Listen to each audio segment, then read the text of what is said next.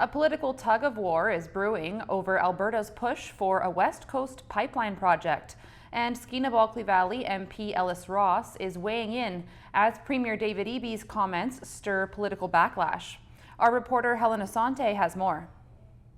Premier Danielle Smith is calling her $40 million chance for Canada to rise as the world's leading energy superpower. Us right now is a once-in-a-generation opportunity to unlock our wealth of resources and become a world-leading energy superpower. MP Ellis Ross says the real issue is clarity. Well, there's no clarity at all right now with the major projects office process that they've developed to fast-track projects. And if there's no clarity in terms of how it's going to be implemented, then no private investor is going to invest billions to build a pipeline, let alone a terminal. I think what Alberta did was in response to what the federal Liberals and Prime Minister Carney announced. And it was only natural for Alberta to do this because Prime Minister Carney said that he was going to turn Canada into an energy superpower. As well, he was going to make sure that Canada was the best performing country under the G7, which is a bold promise. I'll say that. That's a real bold promise.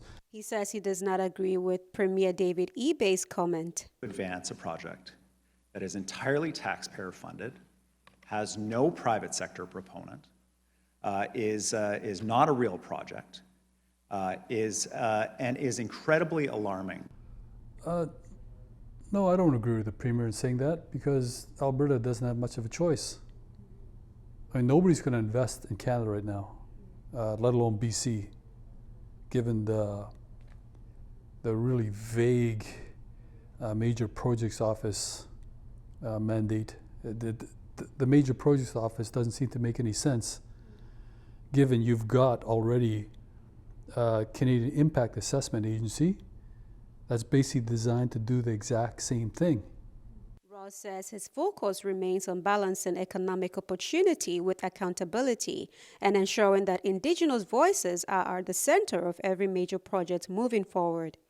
As a First Nations leader back in those days during Chevron LNG, the development of Haisla Cedar LNG, in terms of Rio Tinto Alcan's modernization and LNG Canada itself, not only did we look to those standards to protect and balance our interests, we actually hired those standards. We got to talk about this in the full spectrum of what this means, not only to First Nations, but to all Canadians, present and future.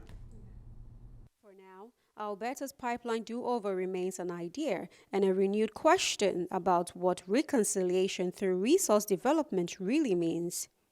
CFTK-TV News, Helen Asante.